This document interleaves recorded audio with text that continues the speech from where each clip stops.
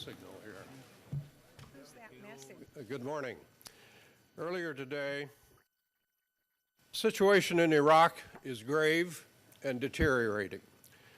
Violence is increasing in scope and lethality. Attacks on U.S. forces and U.S. casualties continue at an alarming rate. The Iraqi people are suffering great hardship. The democratically elected government that replaced Saddam Hussein is not adequately advancing the key issues of national reconciliation, providing basic security, or delivering essential services. Economic development is hampered. The current approach is not working, and the ability of the United States to influence events is diminishing. That victory is so difficult to define right now, the more important and more immediate policy objective for the United States government and the Iraqi government. We also did not recommend a precipitous withdrawal of troops because that might not only cause a bloodbath, it would also invite a wider regional war. We do not know if it can be turned around, but we think we have an obligation to try. If the Iraqi government does not make substantial progress toward the achievement of milestones, the United States then should reduce its political, military, or economic support for the Iraqi government. And this diplomatic initiative that we have put forward recognizes that.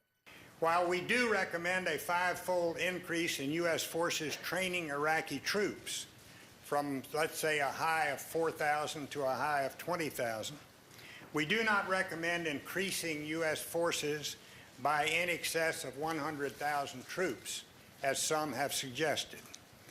Additional fully combat-ready United States forces of that magnitude are simply not available. So I might point out that in the report, we call for... ladies and gentlemen, there is no magic formula that will solve the problems of Iraq.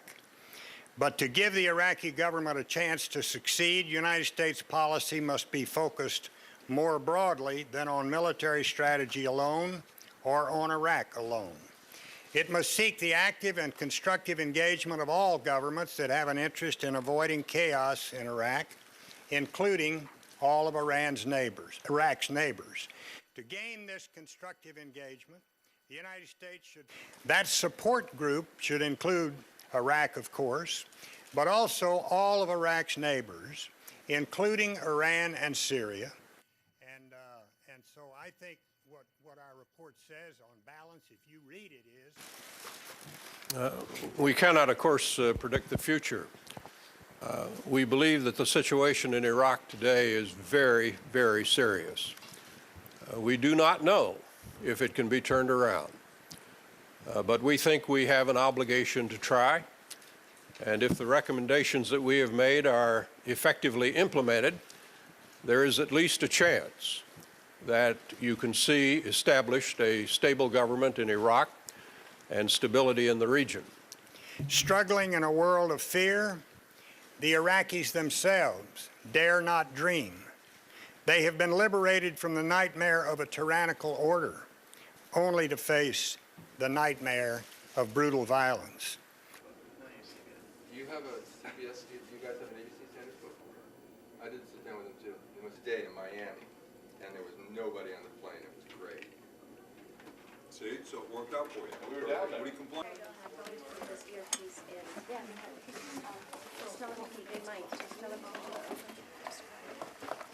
Thank you. I'll get Thank you that. guys for waiting. Anybody? Thank you. Can I have one? Gotta put your hand out, otherwise I don't know. Do you like one, sir?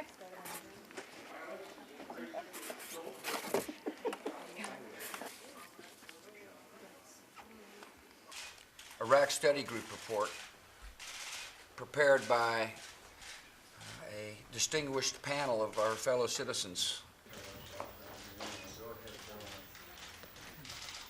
I've told the members that this report, called The Way Forward, will be taken very seriously by this administration.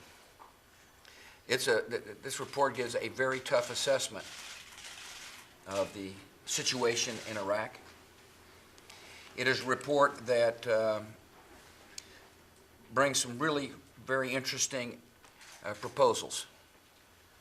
And we will take every proposal seriously. And they understand that on this important